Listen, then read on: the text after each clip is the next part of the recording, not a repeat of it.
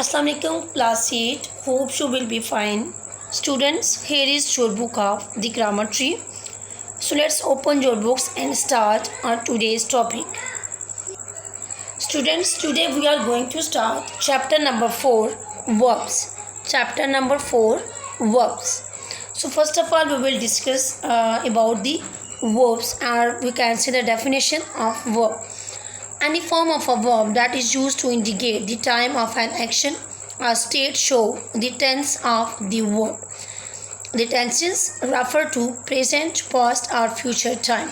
Means कि verb की वो कंडीशन जो हमें हमारे एक्शन के बारे में बता सके या हमारे एक्शन के रिलेटेड जो टाइम है उसके बारे में हमें बता सके, उसे हम वर्ब कहेंगे. नेक्स्ट हमारे पास ये डेफिनेशन में आती है कि the tense is the change of form in a verb to express the time of an action. किसी भी एक्शन के टाइम को एक्सप्रेस करने के लिए जो हमारे वर्ब में चेंज किया जाता है उसको हम टेंस भी कहते हैं.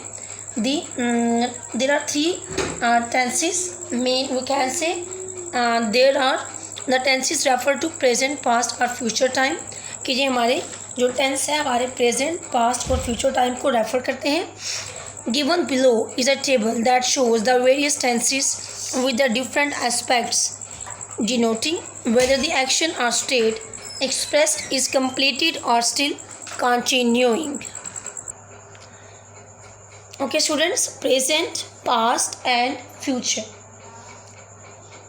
Students, each of these principles tenses is again subdivided into 4 forms: simple, continuous, perfect, perfect continuous. Okay students, here you can see that the examples are given related to present, past and future tense, and also their subdivided forms. Simple में we will define the present as she sings, and past में she sing, future में she will sing. She is singing, continuous, present. She was singing, continuous, past, and she will be singing, continuous, future. Perfect में हमारे पास present के जो example है, she has sung, past में she had sung and future में she will have संग.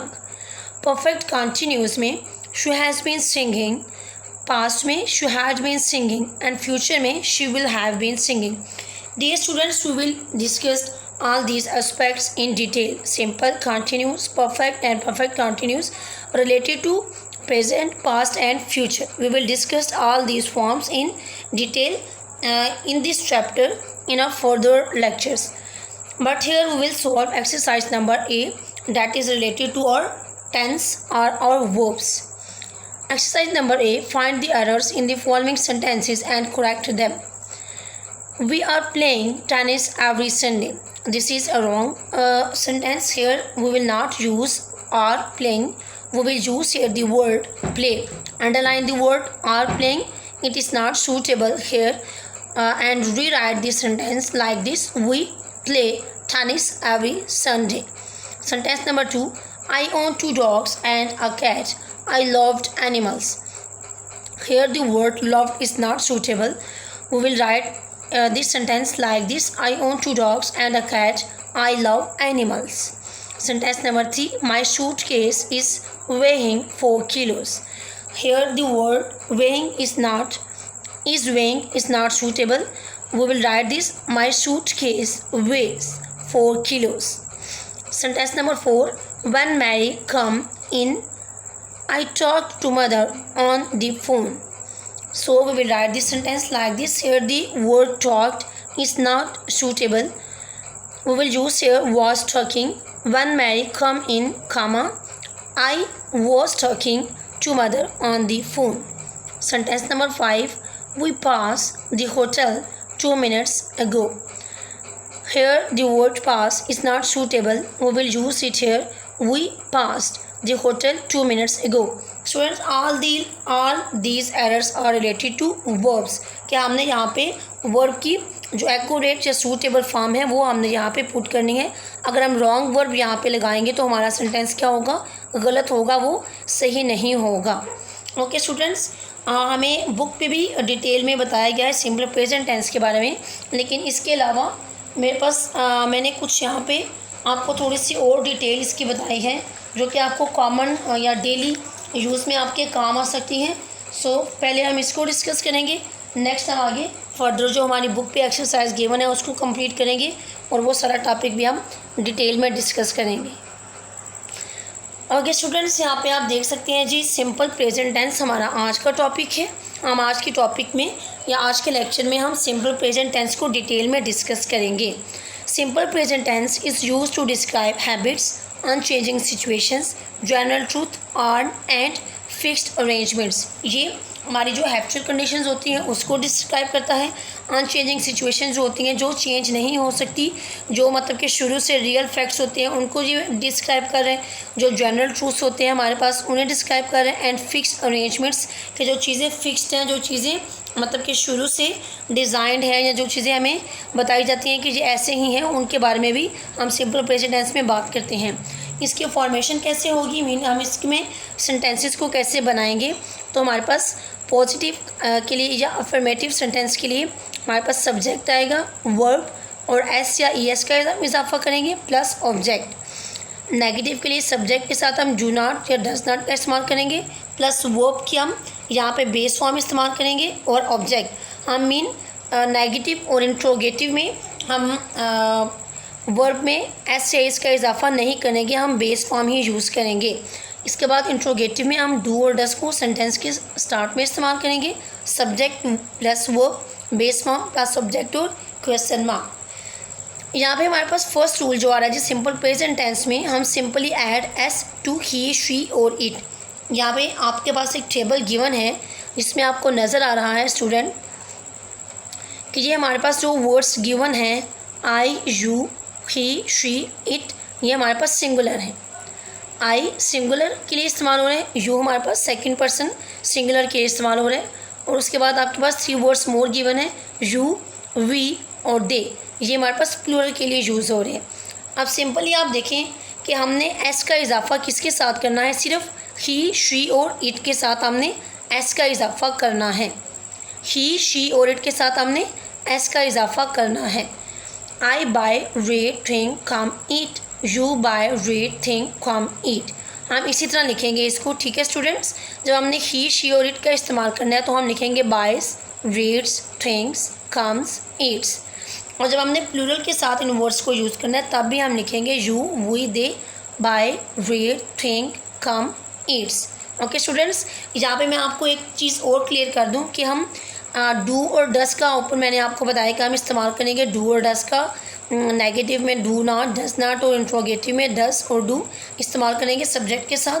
तो हम डस का इस्तेमाल करेंगे ही, शी, इट और सिंगुलर नेम के साथ हम डस का इस्तेमाल करेंगे।